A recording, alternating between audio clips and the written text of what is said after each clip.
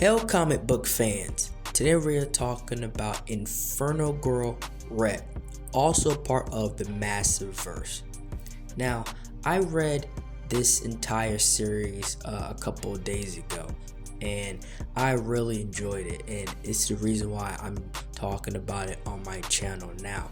And this is a very unique story when it comes to how a superhero comes to be. It starts out with their mother and her daughter, and they're driving to the city known as Apex. It's a very advanced city, and she's going to college there.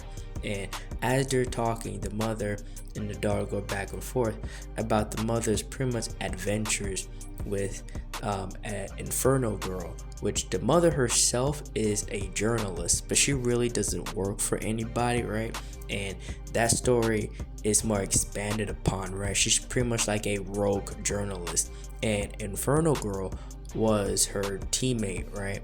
And she fought off the bad guys, and the mother told the stories, told the what happens and stuff like that.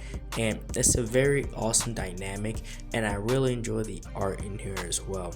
Right, nearly every comic within the Massive Verse does something differently with their art that hasn't been expanded upon like nearly anybody else has done, right? Their stuff is very exaggerated, right? You can nearly see it like in animation form, it's so good.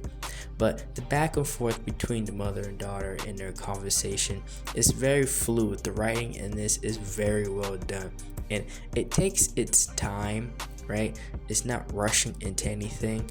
And they get to this college, and they try and get set up and everything like that. And another thing with this story is that the mother is probably one of the most supportive characters in comic book history, especially towards her daughter through this entire journey, right? And you'll see more of that on why.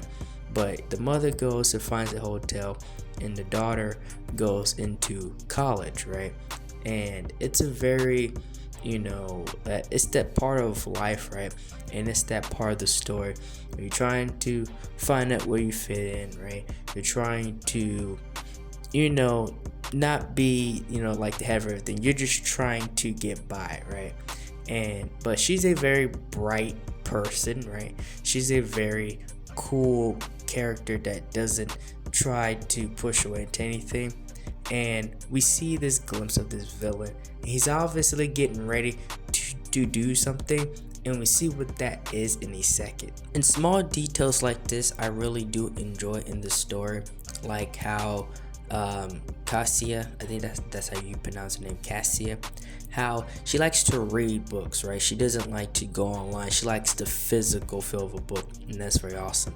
But as she's doing that, the entire city of Apex has been lifted up in the sky, right? Like, it's nighttime, she's just trying to get some reading done, and the entire city is lifted up off the ground, and then a force field is put around it, and then these dark, like, spirit looking things make their way inside before the force fields go up. And like, everything has gone haywire, and then the stone comes out of nowhere, like this form of power comes out of nowhere, and it just immediately bonds with her, right? This all happens at once, and when you're telling the story, it went from 1 to 1,000 just like that, right? But it doesn't feel overwhelming as a reader. And the cool thing about it is that the mother knew exactly what this was, right? At least when it came to the stone part, right? This power source that has just made its way toward her daughter, and she's pretty much trying to explain this to her. And as that is happening, her roommate tells her there's a monster outside, right? Like in the hallway, right?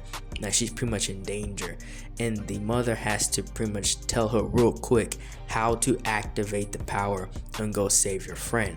And so she tries like 2 or 3 times before it actually happens, and it's this cool like page of her activating her power, and then it consumes her, and then she becomes this entire suit.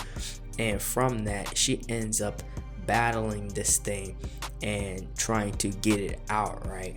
Because this is obviously some type of like invasion and like the good guy power source just made it there in time. And may I say, the action scenes in here is perfectly well done. It's some of the coolest things you probably will see in modern comics when it comes to how the art is and how the fight scenes are, right? It's just very fun, right? It's not trying to overdo something. It's just very fun. And she beats this thing, right? And she gets it out and everybody's like, hooray, she did it. And then the mother obviously comes under, and again, very supportive. But Cassia, on the other hand, she doesn't want any part of this. She's like, get this thing off of me. I don't want nothing to do with this. Well, that's the end of the video. I hope you enjoyed this video. Like, share, and subscribe for more. Thank you for watching.